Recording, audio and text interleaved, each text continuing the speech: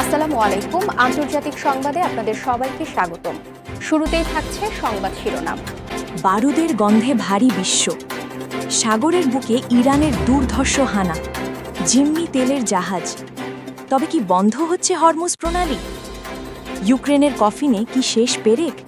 পুতিনের গর্জন। লড়বে কে? ইউক্রেনের তো সেনাবাহিনীই নেই। মরুভূমিতে আগুনের বৃষ্টি। ইয়েমেনের আকাশে সৌদি ফাইটার জেটের মরণ কামড়। রক্তে ভাসছে সানা। এবং ওয়াশিংটনকে বৃদ্ধাঙ্গুলি দেখিয়ে কিমের হাতে নিউক্লিয়ার বোতাম। বিশ্ব কি ধ্বংসের দ্বারপ্রান্তে? এতক্ষণ শুনছিলেন সংবাদ শিরোনাম, এখন বিস্তারিত। আমাদের চ্যানেলে নতুন হয়ে থাকলে চ্যানেলটি সাবস্ক্রাইব করে দিবেন।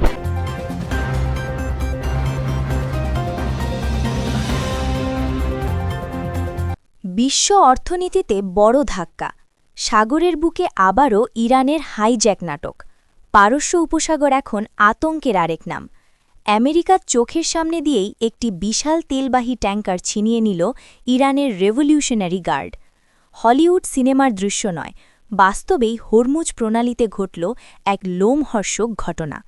বৃহস্পতিবার ভোররাতে কুয়াশার চাদর ভেদ করে ইরানের দুর্ধর্ষ আইআরজিসি কমান্ডোরা ঘিরে ফেলে ওই মানবীয় ট্যাঙ্কারটিকে। মুহূর্তের মধ্যেই জাহাজের নিয়ন্ত্রণ নিয়ে নেয় তারা। ইরান বলছে, আইন মেনে চলো, নইলে সাগরে ভাসতে দেব না। সোজা কথায় তাদের জলসীমায় মাস্তানি চলবে না।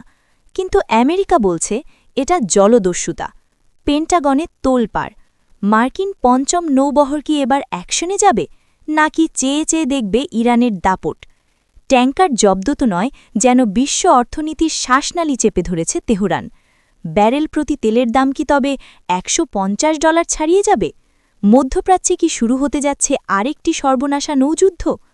পরিস্থিতি বলছে বারুদ প্রস্তুত, শুধু একটি দেশলাইয়ের কাঠির অপেক্ষা।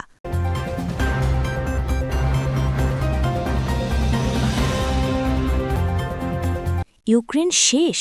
রাশিয়ার দাবি সেনাবাহিনী টিকিয়ে রাখা অসম্ভব। জেলেনস্কির দুঃস্বপ্ন কি তবে সত্যি হতে চলেছে? ইউক্রেন মানচিত্র থেকে মুছে যাওয়ার পথে? রাশিয়া এবার বোমা ফাটাল, না যুদ্ধের ময়দানে নয়, এক বিস্ফোরক বিবৃতিতে। ক্রেমলিন বলছে কিয়েভের খেলা শেষ। যুদ্ধ করবে কে? ইউক্রেনের তো মানুষই নেই। মস্কো থেকে আসা এই বার্তায় কেঁপে উঠেছে পশ্চিমা বিশ্ব। রাশিয়ার প্রতিরক্ষা মন্ত্রণালয়ের দাবি, পশ্চিমা ট্যাঙ্ক আছে, বন্দুক আছে, কিন্তু ট্রিগার চাপার মতো কোনো সৈনিক নেই জেলেনস্কির হাতে। ফ্রন্টলাইনের পর ফ্রন্টলাইন ধসে পড়ছে।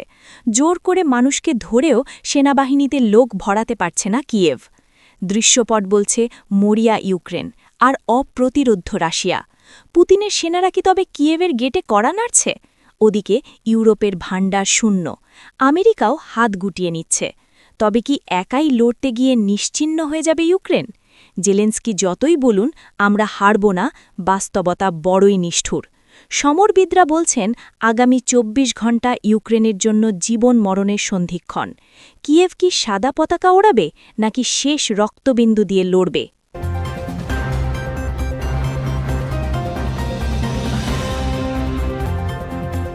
শান্তি আলোচনা ভেস্তে গেল। লোহিত সাগরের তীরে আবারও রক্তের হোলি। ইয়েমেনের মাটির ওপর দিয়ে বয়ে গেল আগুনের ঝড়। সৌদি আরবের ফাইটার জেটগুলো একযোগে হামলা চালিয়ে তছনছ করে দিয়েছে হুতি বিদ্রোহীদের ঘাঁটি। মাঝরাতে কেঁপে উঠল সানা।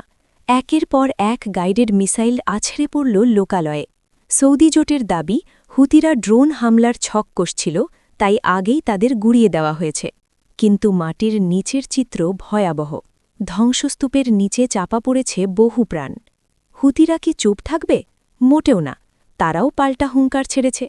রিয়াদ এবং দুবাইয়ের গগনচুম্বী ভবনগুলো কি এখন হুতি মিসাইলের টার্গেট? লোহিত সাগরে কি কোনো জাহাজই আর নিরাপদ নয়? জাতিসংঘের হুঁশিয়ারি, নরক নেমে আসছে ইয়েমেনে। একদিকে দুর্ভিক্ষ, অন্যদিকে এই প্রলয়ঙ্করী বিমান হামলা। মধ্যপ্রাচ্যের এই নতুন আগুন কি বিশ্বযুদ্ধকে ত্বরান্বিত করছে?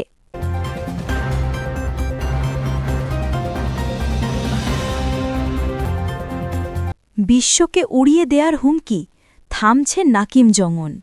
পাগলা ঘোড়া ছুটছে তো ছুটছেই, কারও নিষেধাজ্ঞার তোয়াক্কা নেই।